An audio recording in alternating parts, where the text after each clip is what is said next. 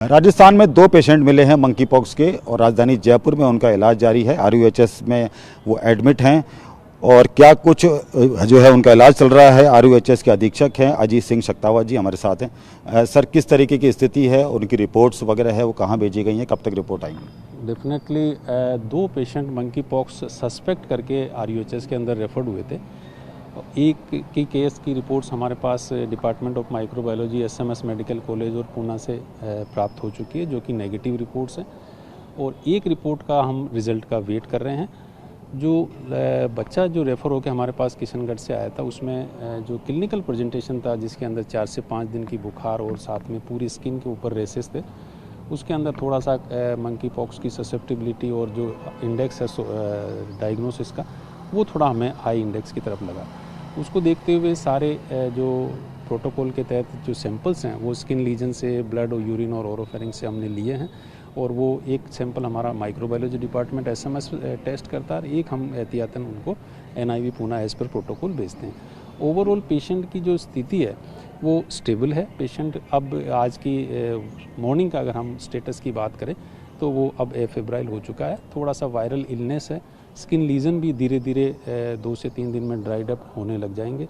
जो आइसोलेशन वाला पीरियड है वो हमने पूरी तरह से बच्चे को आइसोलेट कर रखा है। सर, इस बीमारी का इलाज नहीं है तो किस तरीके का इलाज उन दोनों को दिया जाए? इसमें कोई ऐसा ड्रग स्पेसिफिक इसमें नहीं है, लेकिन फिर भी हम इसका जो सिम्टोमेटिक ट्रीटमेंट है वो जनरली हम करते हैं। और इसके अंदर जो ज़्यादातर स्किन लीजन है वो काफ़ी इन्फेक्टिव होती है। उसका जो स्किन लीजन से जो फ्लूइड आता है वो भी काफ़ी इन्फेक्टिव होता है। तो जो कॉन्टेक्ट्स में फैमिली मेम्बर्स है या नर्सिंग स्टाफ है, उनका एक पूरा एजुकेशन के साथ में, पूरी प्रिकॉशन के साथ में, पूरे पीपी किट, मास्क, सैनिटाइजेशन का सारा पूरा ध्यान रखते हुए हम वो उसको डील करते हैं।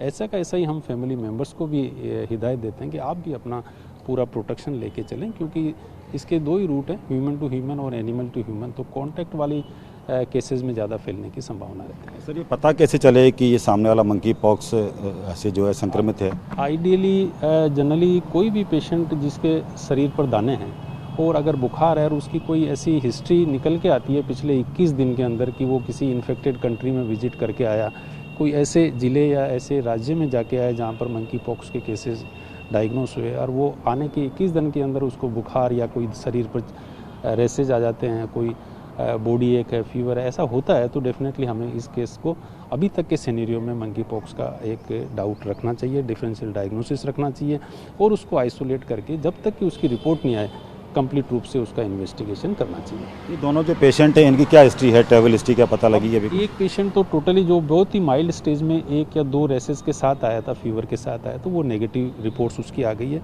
दूसरा वाला जो पेशेंट है उसकी भी फीवर और रेसेस के साथ में थी, लेकिन जो मंकी पॉक्स के अंदर lymph node enlargement plus pre eruptive fever ऐसे सिम्टम्स नहीं थे। तो और ओवरऑल जो उसकी पिक्चर है वो चिकन पॉक्स से मिलती जुलती है। इन दोनों के अंदर हम डिफ्रेंशिएट और कन्फर्मेशन जो है वो रिजल्ट के बाद ही कर पाते हैं। तो क्लिनिकली तो चिकन पॉक्स लग रहा है, और अगर टेस्ट की बात करते हैं तो टेस्ट की रिपोर्ट के बाद अब मंकी पॉक्स है नहीं, उसके बाद ही एक्सक्लूड किया जा सकता है।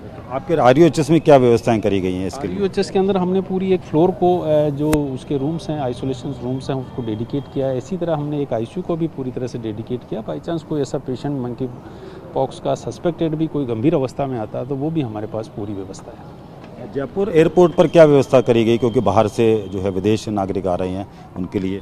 आइडियली जयपुर जो पूरा एयरपोर्ट है वो सीएमएचओ के अंडर में रहता है, और वहाँ से सीएमएचओ की टीम जो है, एक स्क्रीनिंग टीम वहाँ पर राउंड द क्लॉक रहती है।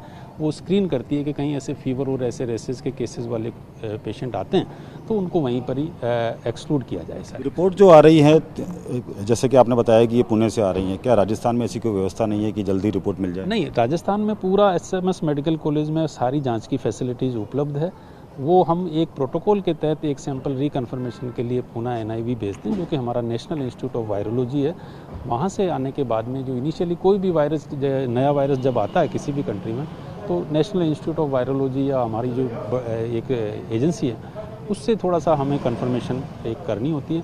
बाकी यहाँ पर जांच की सारी सुविधा डिपार्टमेंट ऑफ मेडिसिन ऑफ इसमें माइक्रोबायोलॉजी में उपलब्ध है। जागरूकता के लिए क्या प्रयास किए जा रहे हैं? जागरूकता के लिए यही है कि राज्य सरकार द्वारा समय समय पर जो गाइडलाइंस होती है उसको हम हमारे जो जिलों पर चिकित्सक है, मेडिकल कॉलेज है, हमारा पैरामेडिकल स्टाफ है, प्लस जो हमारी आईईसी डिपार्टमेंट है जो कि पूरी तरह से कोई भी डिजीज़ होती है उसकी आईईसी की एक्टिविटी करता है, चाहे वो पोस्टर्स हो चाहे पैम्पलेट्स हो, इनके माध्यम से सभी जिलों में राजस्थान के में इसके बारे में सेंसिटाइजेशन चिकित्सा एवं स्वास्थ्य विभाग प्लस राजस्थान सरकार द्वारा माननीय मुख्यमंत्री महोदय, माननीय चिकित्सा मंत्री महोदय दोनों इसको लेकर काफ़ी संवेदनशील है और हर स्तर पर जनता को ये चीज़ मालूम रहे कि किस ढंग से हमें इस मंकी पॉक्स से बचना है, वो सारी जानकारी उपलब्ध कराई जा रही है। बहुत बहुत शुक्रिया डॉक्टर साहब।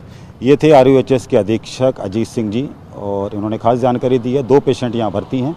इनका ये कहना है कि एक पेशेंट की रिपोर्ट जो है नेगेटिव आ चुकी है, एक पेशेंट की जो रिपोर्ट है उसका इंतज़ार है, तो क्या कुछ निकल कर आता है। और तैयारियां जो है इन्होंने बताई हैं कि RUHS से पूरी तरीके से कर ली गई हैं, किसी प्रकार से लोगों को घबराने की ज़रूरत नहीं है। मेरे सहयोगी शक्ति सिंह के साथ ध्वज आर्या, TV9।